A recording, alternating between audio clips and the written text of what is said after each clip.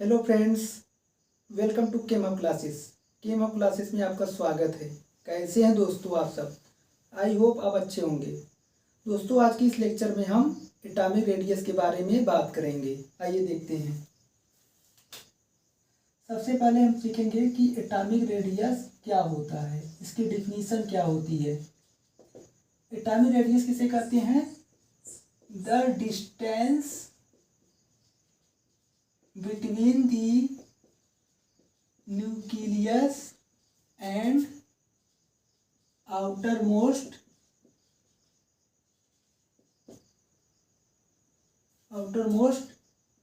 electron is called atomic radius। जैसे ये क्या है? एटम का न्यूक्लियस है और ये क्या है? नंबर ऑफ सेल्स है, ऑर्बिट है। मान लीजिए आउटर मोस्ट ऑर्बिट में इलेक्ट्रॉन यहाँ पे है, तो आउटर मोस्ट इलेक्ट्रॉन का एटम के न्यूक्लियस से डिस्टेंस कितना है, इसी को हम क्या कहते हैं? Atomic radius. मतलब distance between the nucleus and outermost electron is called atomic radius. Atomic radius क्या होता है? आउटर मोस्ट इलेक्ट्रॉन की न्यूक्लियस के आउटर मोस्ट इलेक्ट्रॉन की एटम के न्यूक्लियस से दूरी कितना है, तो हम एटॉमिक रेडियस कहते हैं। दोस्तों, एटॉमिक रेडियस में हम अलग अलग रेडियस पढ़ते हैं, जैसे कोवैलेंट रेडियस, उसके बाद वंडर वाल रेडियस,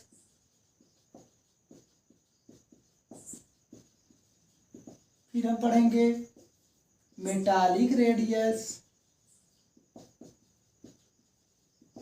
फिर पढ़ेंगे क्या पढ़ेंगे?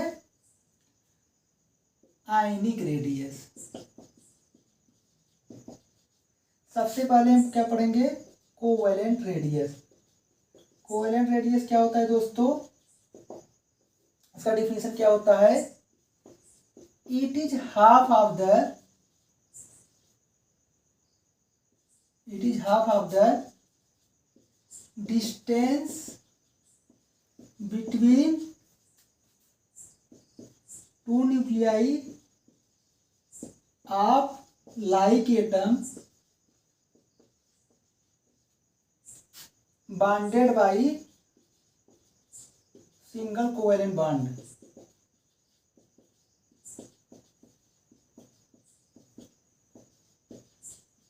मतलब कोवैलेंट रेडियस क्या होता है?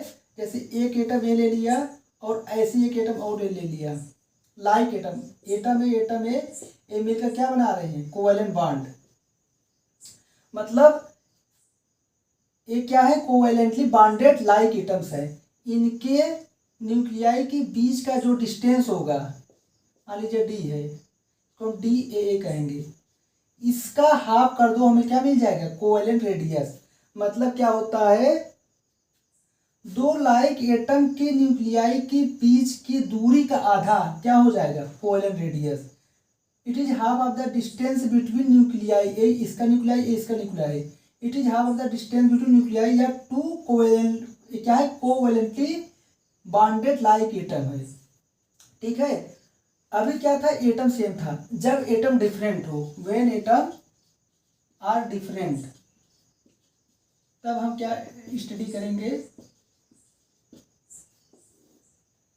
तो उसमें दो केस आएगा। एटम डिफरेंट है मान लिया, लेकिन उसमें क्या होगा? जो एटम अलग अलग हैं, क्या उनकी इलेक्ट्रोनेगेटिविटी सेम है, क्या डिफरेंट है, हम उसके बारे में बात। सबसे पहले एटम मान लिया हमने डिफरेंट है, लेकिन हमने क्या लिया पहले?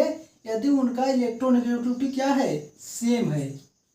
जैसे मीथेन हो गया, मीथेन मॉलिक्यूल में कार्बन और हाइड्रोजन की जो इलेक्ट्रोनेगेटिविटी है वो लगभग सेम होती है। Electronegativity of carbon and hydrogen, electronegativity of carbon and hydrogen is nearly same. तो यदि हम पहला केस ले रहे हैं, जब इलेक्ट्रोनेगेटिविटी क्या हो? सेम हो, तो मान लीजिए एक एटम ए है और एटम बी है, ये क्या है? कोवैलेंट बॉन्ड बना रहे हैं। तो उस केस में क्या होगा, इनके सेंटर से जो डिस्टेंस होगा, इनके न्यूक्लियाई के बीच का जो डिस्टेंस होगा उसका आधा कर दोगे, हमें क्या मिल जाएगा, एटॉमिक रेडियस, कोवेलेंट रेडियस। क्या होगा, अगर हमें इनके बीच का डिस्टेंस निकालना हो क्या होगा, डी ए बी किसके बराबर हो जाएगा, radius of A plus radius of B. A radius आपस में बराबर भी हो सकती है, नहीं भी हो सकती हैं। कोवेलेंट रेडियस में क्या बताया कि ए दो लाइक एटम हो जो कोवेलेंटली बॉन्डेड हो, उनके न्यूक्लियाई के बीच की दूरी का हाफ क्या होगा, कोवेलेंट रेडियस होगा। अभी क्या हमने बात किया, इस समय लाइक एटम थे, दोनों सेम एटम थे, एक प्रकार के थे, लेकिन हम बात कर रहे हैं कि जब एटम अलग अलग हों, जैसे ए अलग है बी अलग है, एटम अलग है ठीक है, लेकिन हमने पहला केस लिया कि जब इलेक्ट्रोनेगेटिविटी सेम है, इनकी दोनों की इलेक्ट्रोनेगेटिविटी क्या है, सेम है। जैसे कार्बन और हाइड्रोजन, मीथेन में कार्बन और हाइड्रोजन है, कार्बन और हाइड्रोजन की इलेक्ट्रोनेगेटिविटी क्या होती है, सेम होती है। तो इस केस में क्या है, एटम ए है, एटम ए, दोनों अलग अलग एटम है, ए क्या है, तो ये दो कोवेलेंटली बॉन्डेड अलग अलग एटम है, इनके न्यूक्लियाई की जो बीच का डिस्टेंस है वो किसके बराबर होगा, radii of A plus radius of B के बराबर होगा। अब इसमें दो अगला केस आता है, जब इलेक्ट्रोनेगेटिविटी नॉट सेम, सेम ना हो। देखो इलेक्ट्रोनेगेटिविटी सेम का मतलब क्या है, यदि कोई इलेक्ट्रॉन को जिस टेंडेंसी खींच रहा है तो अगला वाला भी उसी टेंडेंसी से खींचेगा, मतलब दोनों की इलेक्ट्रॉन के प्रति चाहत क्या है, सेम है। लेकिन अब ऐसा केस नहीं, दूसरा केस हम क्या बोल रहे हैं, जब इलेक्ट्रोनेगेटिविटी सेम नहीं हो, मतलब एक की इलेक्ट्रॉन के प्रति बहुत ज़्यादा चाहत है, एक की कम चाहत है। जैसे HF हो गया, इसे फ्लोरीन की इलेक्ट्रोनेगेटिविटी काफ़ी ज़्यादा होती है एज कम्पेयर टू हाइड्रोजन। तो इसमें क्या होगा, मान लीजिए सेकेंड के इसके नीचे बात करते हैं, ये क्या है, दो डिफरेंट एटम्स हैं और दोनों की इलेक्ट्रोनेगेटिविटी क्या है, अलग अलग है। तो इस केस में ये दोनों न्यूक्लियाई के बीच का डिस्टेंस है DAB। तो इस सिचुएशन में दोनों के बीच का डिस्टेंस क्या होता है, किसके बराबर होता है, कैसे कैलकुलेट करेंगे, होता है RA प्लस RB माइनस 0.09 काई ए माइनस काई बी। काई बी क्या है, ए का इलेक्ट्रोनेगेटिविटी, बी का इलेक्ट्रोनेगेटिविटी, ये आपको दिया रहेगा।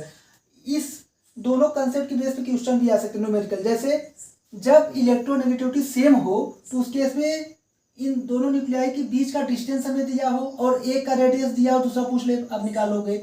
और जब दूसरा केस हमने किया कि जब इलेक्ट्रोनेगेटिविटी सेम ना हो, एक का ज़्यादा हो एक का कम हो, तो उस केस में आपको इन दोनों के बीच की न्यूक्लियर डिस्टेंस दे देगा और दोनों का इलेक्ट्रोनेगेटिविटी दे देगा पानी स्केल पे, और किसी एक का रेडियस दे देगा, दूसरा पूछ लेगा, आप निकालोगे नहीं निकालोगे। आई होप आपको समझ में आया होगा। अब आगे बढ़ते हैं,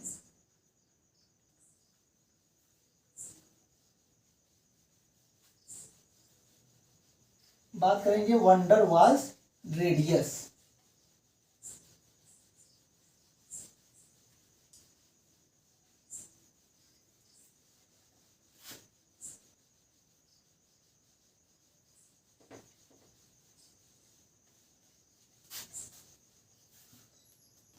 क्या बात करेंगे, वंडर वाल रेडियस। दोस्तों वंडर वाल जो फोर्स होती है वो किसमें होता है, न्यूट्रल मॉलिक्यूल में होता है। जो वंडर वाल फोर्स होती है वो किसमें होता है, न्यूट्रल मॉलिक्यूल में, इसमें न्यूट्रल मॉलिक्यूल में होती है।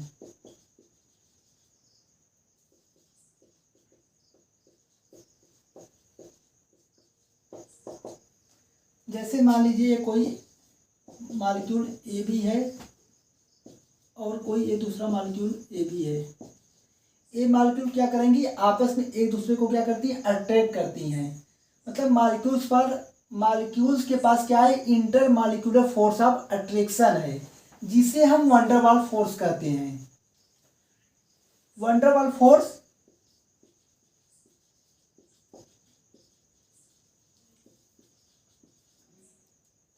से आती है वन डेर वाल रेडियस।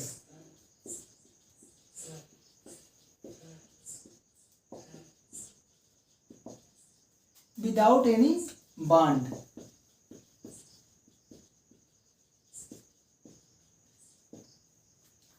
वन डेर वाल रेडियस क्या होता है?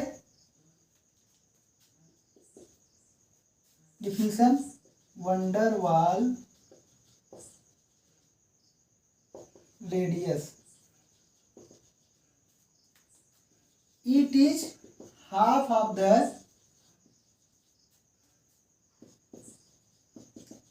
internuclear separation of, it is half of the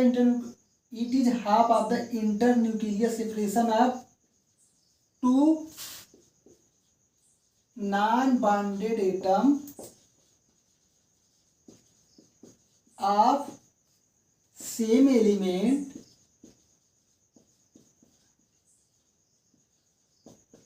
on their closest approach।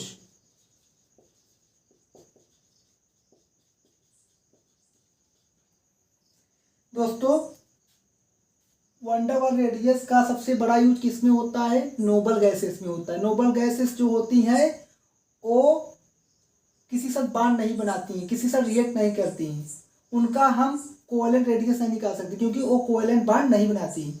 उनका हम वन डेर वाल रेडियस निकाल सकते हैं। इसलिए जो नोबल गैसेस का रेडियस होता है वो कौन सा होता है? वन डेर वाल रेडियस होता है। तो अभी मैंने बताया वन डेर वाल रेडियस क्या होता है? It is half of the internuclear separation of two non bonded atom of same element on their closest approach. जैसे एक ये हीलियम का हमने एटम लिया, एक दूसरा लिया, एक क्या है, एक दूसरे से नॉन बॉन्डेड है और जितना एक क्लोज आ सकते थे आगे, अगर इससे हम ज्यादा क्लोज लाएंगे ये क्या होंगे? दूर भागेंगे। तो इस सिचुएशन पे इनके सेंटर से सेंटर का जो डिस्टेंस होगा उसका हाफ कर दो, क्या हो जाएगा? वन डेर वाल रेडियस के बराबर हो जाएगा। क्या हो जाएगा? D helium helium by 2। I hope आपको समझ में आया होगा। और जैसे मान लीजिए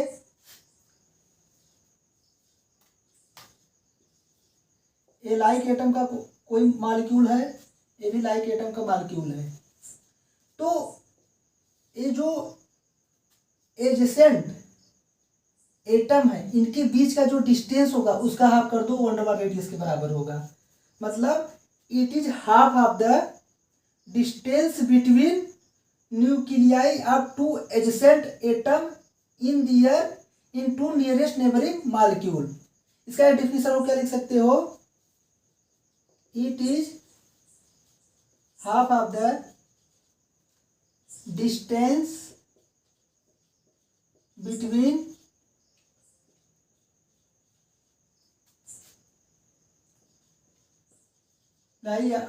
to nuclei of adjacent atom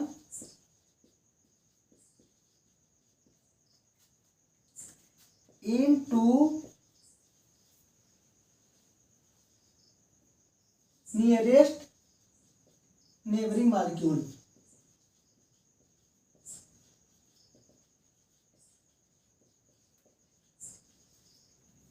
हमने दो डिफिनेशन बताया वन डेर वाल रेडियस का। क्या क्या?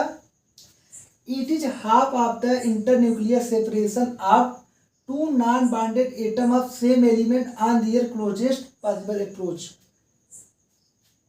यहाँ पॉसिबल रहेगा, मतलब एक क्या है? दो नॉन बॉन्डेड एटम है, जितना एक क्लोज आ सकते थे आ गए, अगर आप इससे ज्यादा क्लोज रहोगे दूर भागने लगेंगे। तो इस सिचुएशन पे इनके सेंटर से सेंटर का जो डिस्टेंस होगा उसका हाफ कर दो, वन डेर वाल रेडियस के बराबर होगा। और हमने क्या किया? दो लाइक एटम का एक एक मॉलिक्यूल है, दो लाइक एटम का एक मॉलिक्यूल है, और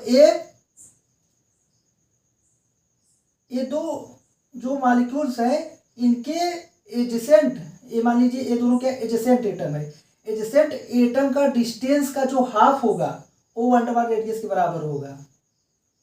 ठीक है, आई होप आपको समझ में आया होगा। आगे बढ़ते हैं।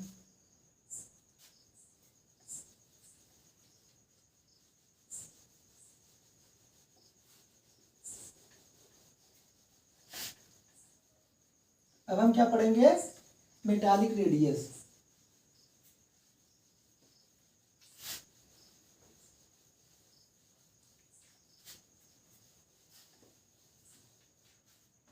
मेटालिक रेडियस क्या होता है?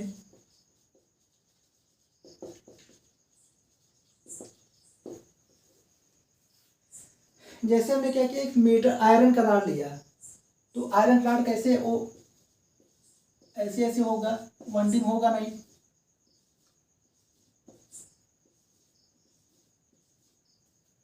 तो मतलब एक तरह से क्या है, metallic close pack crystal lattice में जो मेटल होते हैं उनका इंटरेक्शन कुछ इस प्रकार से होता है।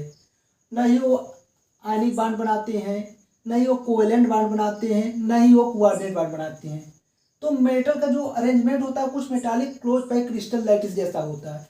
तो ये दो नियरेस्ट नेबरिंग एटम के बीच का जो डिस्टेंस होगा इसका हाफ कर दो, क्या हो जाएगा, मेटालिक रेडियस। मतलब डिफिनीशन क्या होगा, जैसे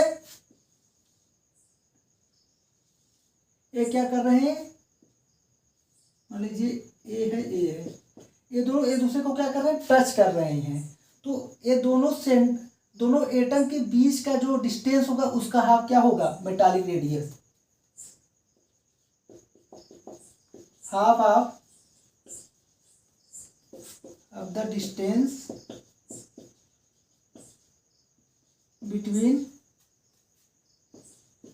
नियरेस्ट नेबरिंग एटम्स।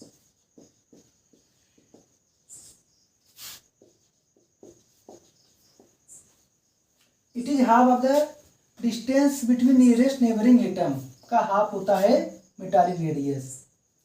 ठीक, मतलब एक है, ये दो है, ये दो मेटल एटम है, इनके और एक दूसरे से क्या कर रहे हैं, टच। एक मेटल एटम ये है और एक है, ये जस्ट एक दूसरे को क्या कर रहे हैं, टच कर रहे हैं। तो इनके बीच का जो डिस्टेंस होगा उसका हाफ क्या होगा, metallic radius. It is half of the distance between nearest neighbouring atom. Nearest neighbouring atom के बीच का जो डिस्टेंस होगा उसका हाफ क्या होगा, मेटालिक रेडियस। अब आगे बढ़ते हैं, हम क्या देखेंगे, पीरियाडिक ट्रेंड। सबसे पहले वेरिएशन, जैसे लिथियम हो गया, beryllium, boron, carbon, nitrogen, oxygen, fluorine. इसका क्या है, एटॉमिक नंबर 3 है, 4 है, 5 है, 6 है, 7 है, 8 है, 9 है। एटॉमिक नंबर क्या बताता है, जेड क्या बता रहा है, नंबर ऑफ प्रोटॉन्स। तो 3 प्रोटॉन है, 4 प्रोटॉन है, 5 6 7 ऐसे ऐसे हैं। प्रोटॉन कहाँ होते हैं, न्यूक्लियस के अंदर होते हैं। न्यूक्लियस में क्या क्या होता है, प्रोटॉन होता है और न्यूट्रॉन होता है। न्यूट्रॉन पे कोई चार्ज नहीं होता, प्रोटॉन पे पॉजिटिव चार्ज होता है, तो इसको हम न्यूक्लियर चार्ज भी बोल सकते हैं। न्यूक्लियर चार्ज, न्यूक्लियर चार्ज किसके कारण होता है, प्रोटॉन के कारण होता है। न्यूक्लियस में क्या क्या होता है, प्रोटॉन प्लस न्यूट्रॉन, न्यूट्रॉन पे कोई चार्ज नहीं होता है, प्रोटॉन पे चार्ज होता है। तो जैसे जैसे हम देख रहे हैं, यहाँ पे आगे बढ़ रहे हैं, अभी हम बात कर रहे हैं अक्रॉस द पीरियड। किसका वेरिएशन देख रहे हैं, एटॉमिक रेडियस का।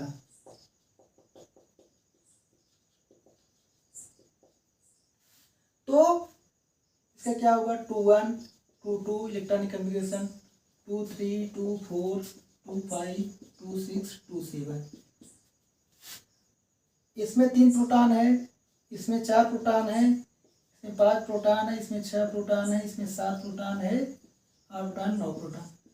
दोनों में सेल्स कितने, इसमें भी 2 सेल्स है, इसमें भी 2 सेल है, इसमें भी है, इसमें मतलब नंबर ऑफ सेल सेम है।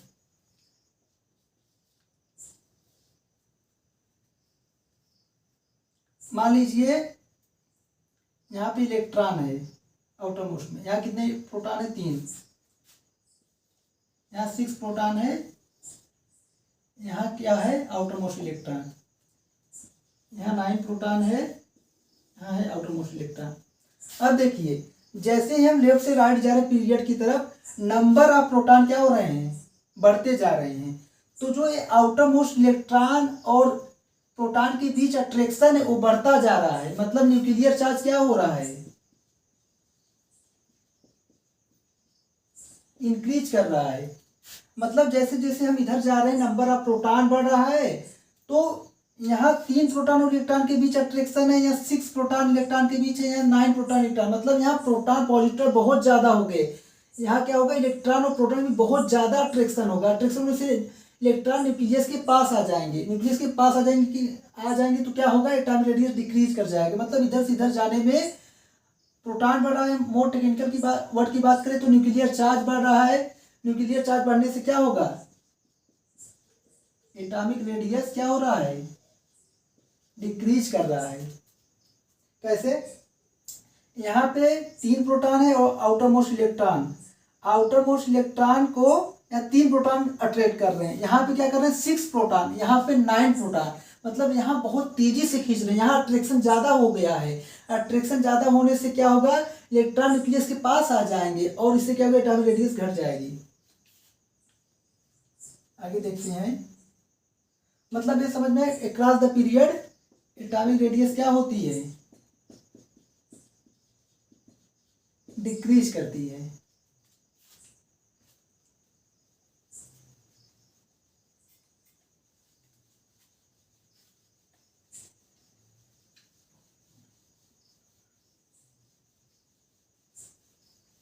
अब डाउन द ग्रुप देखेंगे,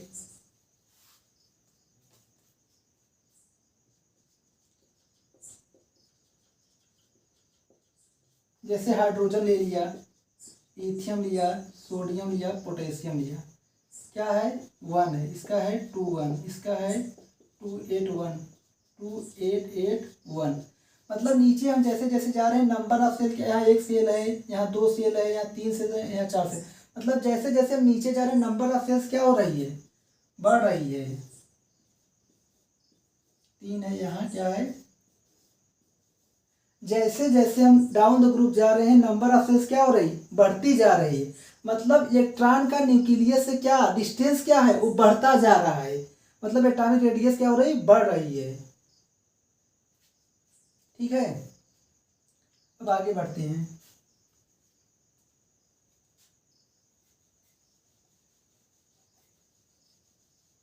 अब हम कुछ एक्सेप्शन की बात करेंगे।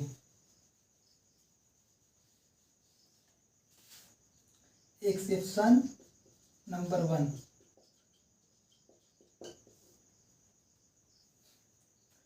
जैसे lithium, beryllium, boron, carbon, nitrogen, oxygen, chlorine, नियान।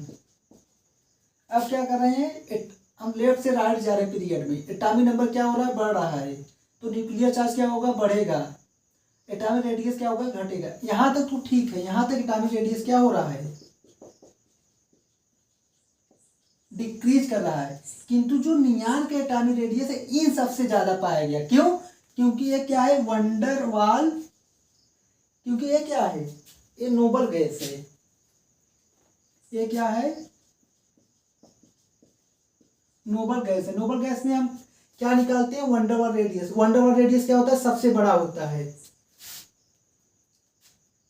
अभी आपको मैं ये नहीं बताया, भूल गया, सबसे पहले वंडरवाल रेडियस और मेटालिक रेडियस और कोवैलेंट रेडियस में कौन सबसे बड़ा है, कौन सबसे छोटा है। देखिए, वंडरवाल रेडियस के बीच में क्या होता है, गैप होता है। एक एटम है, एक एटम है, ये दो अपने क्लोज, एक एटम है, एक एटम ए मिल करके ये क्या होते हैं, दो एटम अपने क्लोजेस्ट पॉसिबल अप्रोच पे आते हैं, उसके बाद आप लाएंगे तो दूर भागने लगेंगे। इनके इस क्लोजेस्ट पॉसिबल अप्रोच पे इनके सेंटर का जो सेंटर से सेंटर का डिस्टेंस होगा वो क्या होता है, वंडरवाल रेडियस। सेंटर से सेंटर का डिस्टेंस का हाफ क्या होता है, वंडरवाल रेडियस। वंडरवाल रेडियस मैंने क्या बताया कि मान लीजिए ये दो एटम्स हैं, सेम एलिमेंट के दो एटम है और अपने क्लोजेस्ट पॉसिबल अप्रोच पे आए, उससे पास लाएंगे, दूर भागने लगेंगे, इनके क्लोजेस्ट पॉसिबल अप्रोच पे इनके सेंटर से सेंटर का जो डिस्टेंस है उसका हाफ कर दो, क्या आ जाएगा, one der Waals radius. Metallic radius क्या बताया मैंने, ये जस्ट एक दूसरे को क्या करते हैं, टच करते हैं। मान लीजिए इतना डिस्टेंस है सेंटर से सेंटर का। और जो मैंने बताया कोवेलेंट रेडियस होते हैं वो ओवरलैपिंग करते हैं, मतलब जो इलेक्ट्रॉन यहाँ इलेक्ट्रॉन का शेयरिंग कर रहे हैं वो ओवरलैपिंग से करते हैं। तो इनके बीच में क्या है, गैप है, ये जस्ट एक दूसरे को टच कर रहे हैं और ये क्या कर रहे हैं, ऐसे और ऐसे हो रहा है, मतलब रेडियस और थोड़ा सा क्या हो जाए, कम हो जाएगा। मतलब सबसे ज्यादा वन अंडर वाल रेडियस होता है, फिर मेटालिक होता है, फिर कोवेलेंट रेडियस होता है। आपको देखने में भी लग रहा होगा इनके बीच क्या है, गैप है, ये बॉन्डेड नहीं है एटम, इतना डिस्टेंस है। और ये क्या है, जस्ट एक दूसरे को टच कर रहे हैं, फिर भी मतलब इससे कम है। लेकिन ये क्या कर रहे हैं, ये ओवरलैप कर रहे हैं, इनका बीच का न्यूक्लियाई के बीच का डिस्टेंस और कम हो गया तो रेडियस और कम हो जाएगा। तो सबसे ज्यादा आप याद कर लो VMC, मतलब सबसे ज्यादा वन अंडर वाल रेडियस होता है सबसे बड़ा, उसके बाद मेटालिक, फिर कोवेलेंट। मैंने क्या बताया, वन अंडर वाल रेडियस का डेफिनेशन क्या होता है, it is half of the distance between nuclei या two atom of same element. Same element के टू नॉन बॉन्डेड एटम के बीच के डिस्टेंस का हाफ होता है वन अंडर वाल रेडियस। मतलब इनके बीच में बॉन्डेड नहीं है, मतलब इनके बीच में गैप है, तो इतना होगा, ज़्यादा क्लोज आ नहीं सकते, इतने मान लो रहेंगे। और एक क्या है, एक दूसरे को जस्ट टच कर रहे हैं तो इनका डिस्टेंस क्या हो गया, सेंटर सेंटर कम हो गया। और एक क्या है, ओवरलैपिंग कर रहे हैं तो और थोड़ा सा कम हो जाएगा। अब हम आगे बढ़ते हैं। तो अभी मैंने बताया कि सबसे ज़्यादा वन अंडर वाल रेडियस होता है, उसके बाद मेटालिक, फिर कोवेलेंट। तो ये जो नियान होता है ये नोबल गैस होता है, और मैंने बताया नोबल गैस में कौन सा रेडियस हम निकालते हैं, नोबल गैस में वन अंडर वाल रेडियस। तो ये इसका रेडियस सबसे ज़्यादा हो जाएगा, तो इसका जो साइड ट्रेंड होगा वो ये होगा, नियान का सबसे ज़्यादा, फिर लिथियम का, फिर बेरिलियम का, फिर कार्बन का, फिर नाइट्रोजन का, फिर ऑक्सीजन का, फिर फ्लोरीन। यहाँ तक आपका ट्रेंड सही था कि लेफ्ट से राइट जाने पे एटॉमिक नंबर बढ़ रहा है, नंबर ऑफ प्रोटॉन बढ़ रहा है, इससे इफेक्टिव न्यूक्लियर चार्ज बढ़ रहा है। न्यूक्लियर चार्ज बढ़ने से क्या होता है, अट्रैक्शन इलेक्ट्रॉन के बीच ज़्यादा हो रहा है, आउटर मोस्ट और न्यूक्लियस के बीच, आउटर मोस्ट इलेक्ट्रॉन और न्यूक्लियस में अट्रैक्शन बढ़ रहा है, इससे इलेक्ट्रॉन पास आएंगे तो एटॉमिक रेडियस डिक्रीज करेगी। यहाँ तक तो ठीक है। लेकिन ये क्या है, नोबल गैस है, इसमें वन अंडर वाल रेडियस निकालती हैं। अभी मैंने बताया वन अंडर वाल रेडियस सबसे ज़्यादा होता है, इसलिए इसका सबसे ज़्यादा, फिर बाकी ऐसे, ठीक है। अब हम सेकेंड पीरियड की बात करते हैं।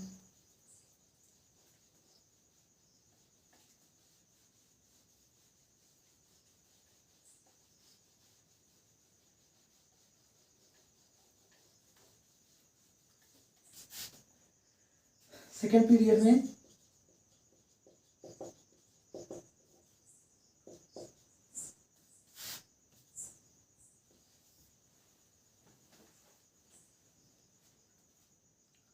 थर्ड पीरियड की बात करते हैं। तो हमने सेकेंड पीरियड बात की, sodium, magnesium, aluminium, silicon, phosphorus, sulphur, chlorine, argon.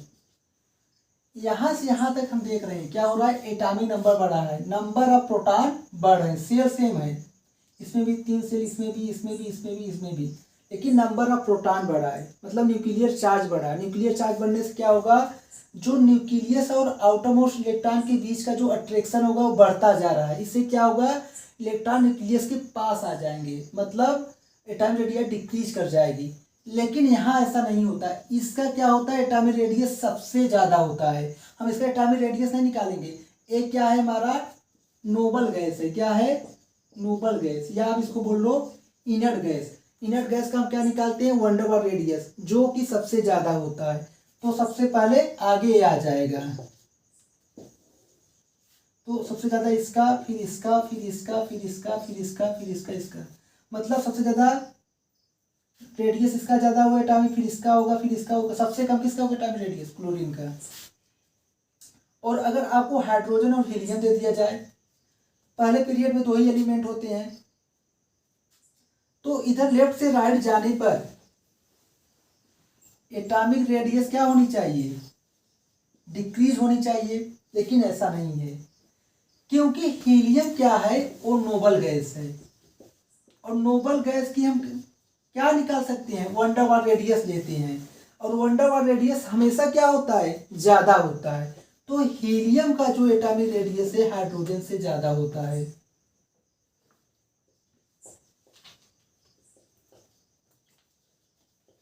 ये क्या है, इसमें वन डर वाल रेडियस हम निकालते हैं। अभी मैंने बताया वन डर वाल रेडियस का सबसे बड़ा यूज किस में है, नोबल गैस में है, इनर्ट गैस में है। ठीक है, अब आगे देखते हैं।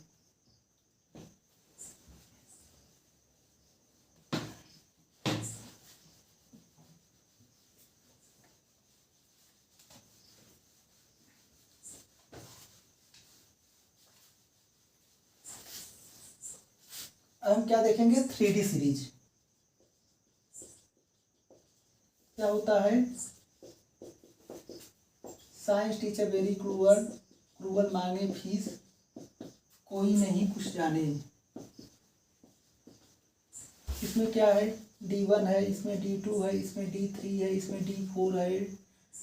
D4 तो आता ही नहीं, एक्सेप्शन होता है क्रोमियम। D5, फिर से D5, फिर D6, D7, D8, D10, D10। ठीक, हम क्या देख रहे हैं, इधर से इधर जाने पर, लेफ्ट से राइट जाने पर एटॉमिक नंबर क्या हो रहा है, बढ़ रहा है।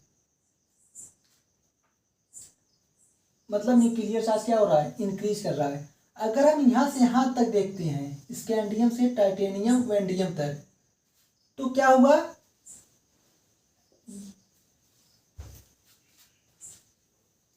यहाँ से यहाँ तक क्या हो रहा है,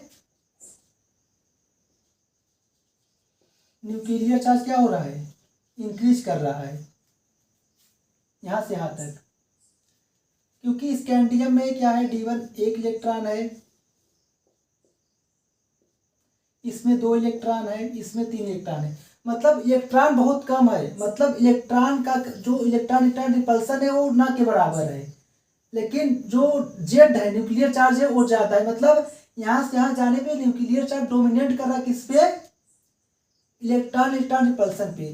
तो यहाँ से यहाँ जाने पे न्यूक्लियर चार्ज बढ़ रहा है, तो एटॉमिक रेडियस क्या होगा, डिक्रीज करेगा। ठीक है, अब यहाँ से यहाँ देखते हैं तो क्या होता है, यहाँ से यहाँ देखने पे ये पाया गया कि इनका आपस में एटॉमिक रेडियस क्या होता है, बराबर होता है। कैसे, जैसे D5 हो गया,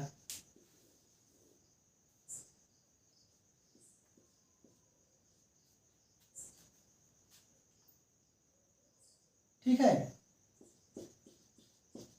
5, लेकिन जैसे 6 इलेक्ट्रॉन आया तो क्या हुआ, इलेक्ट्रॉन का रिपल्सन आपस में बढ़ गया, इलेक्ट्रॉन रिपल्सन क्या हो गया, बढ़ गया, और एटॉमिक नंबर भी बढ़ रहा है, मतलब नंबर ऑफ प्रोटॉन भी बढ़ रहा है।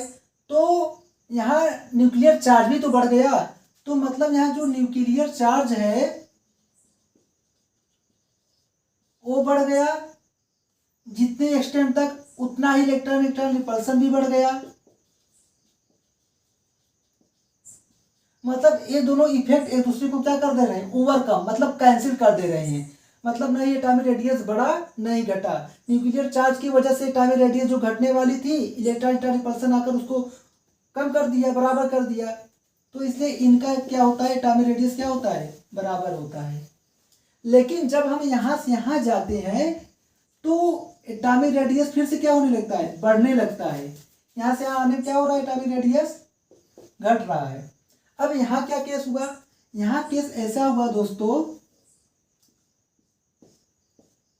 1 2 3 4 5 6 7 8 काफी ज्यादा इलेक्ट्रॉन आ गए। अब इलेक्ट्रॉन के बीच का रिपल्सन बहुत ज्यादा हो गया। हाँ, आप कहोगे कि सर यहाँ से यहाँ जाने पे एटॉमिक नंबर बढ़ा, नंबर ऑफ प्रोटॉन बढ़ा, इससे न्यूक्लियर चार्ज बढ़ा। हाँ, न्यूक्लियर चार्ज बढ़ा, लेकिन न्यूक्लियर चार्ज जितने हद तक बढ़ा उससे कहीं ज्यादा इलेक्ट्रॉन रिपल्सन बढ़ गया। तो इससे इलेक्ट्रॉन दूर दूर भागने लगे। इससे क्या होगा, न्यूक्लियस से इलेक्ट्रॉन दूर भागने लगेंगे। इससे क्या होगा, एटॉमिक रेडियस बढ़ती जाएगी। ठीक है, तो यहां से यहां क्या होता है, बढ़ता है। मतलब यहाँ क्या है, न्यूक्लियर चार्ज डोमिनेंट किस पे है, इलेक्ट्रॉन इलेक्ट्रॉन रिपल्सन पे। स्कैंडियम डायटियम एंडियम के लिए हम क्या देख रहे हैं, न्यूक्लियर चार्ज डोमिनेट कर रहा है किस पे, इलेक्ट्रॉन स्टार रिपल्सन पे। तो न्यूक्लियर चार्ज बढ़ने से क्या होगा, एटॉमिक रेडियस घटेगी। यहां से यहां क्या हो रहा है, जो न्यूक्लियर चार्ज है जितना इफेक्ट लगा रहा है उतना इलेक्ट्रॉन इलेक्ट्रॉन रिपल्सन लगा रहा है। तो इससे क्या होगा, दोनों इफेक्ट एक दूसरे को कैंसिल कर देंगे, नहीं एटॉमिक रेडियस बढ़ेगी नहीं घटेगी, आपस में क्या होगी, बराबर होगी। और यहां से यहां क्या हो रहा है, इलेक्ट्रॉन इलेक्ट्रॉन रिपल्सन काफी ज्यादा हो गया as compare to nuclear charge. यहाँ इलेक्ट्रॉन इलेक्ट्रॉन रिपल्सन क्या कर रहा है, डोमिनेट कर रहा है, क्या कर रहा है, ज्यादा हो किससे,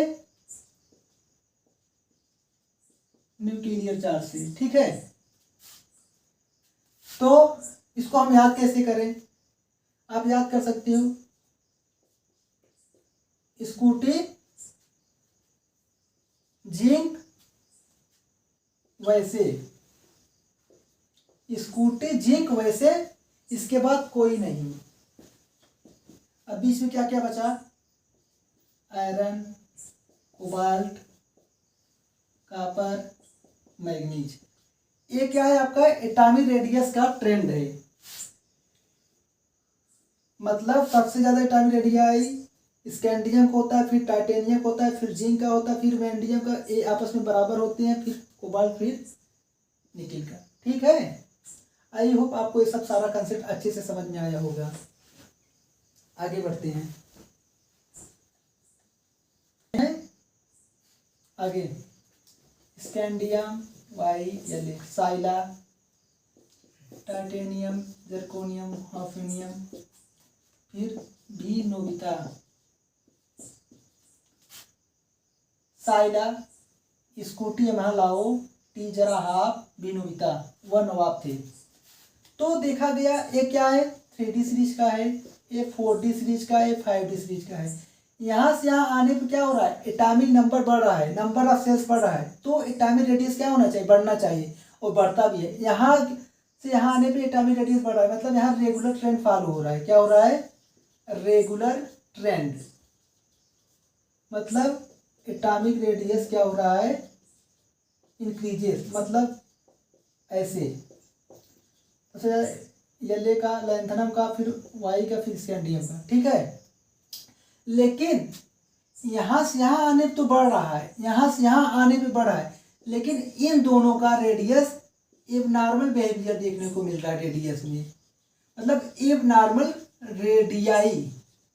अब सवाल है ऐसा क्यों, देखिए इसका जो होता है 57 होता है, इसका 72।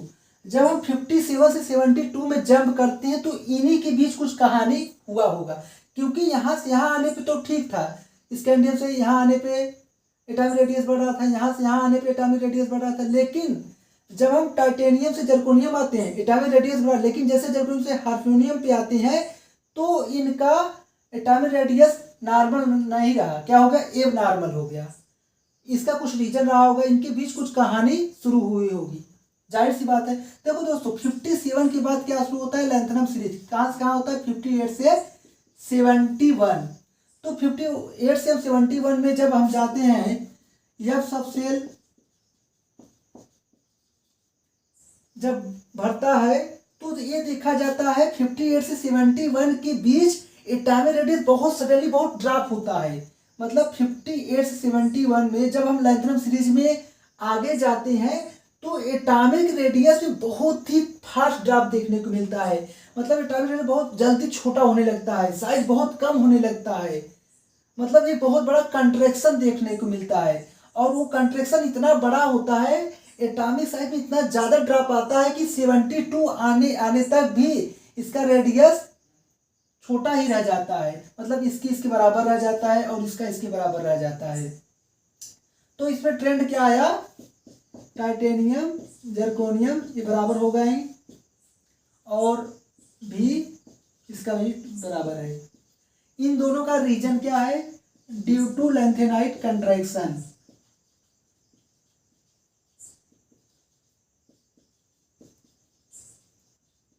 मतलब हमने ये देखा यहाँ से 3D से 40, 40 से 5 आने पर जब स्कैंडियम से यहाँ आया फिर यहाँ आया तो एटॉमिक रेडियस रेगुलर ट्रेंड को फॉलो कर रहा है, यहाँ से यहाँ नहीं बढ़ रहा फिर यहाँ से यहाँ।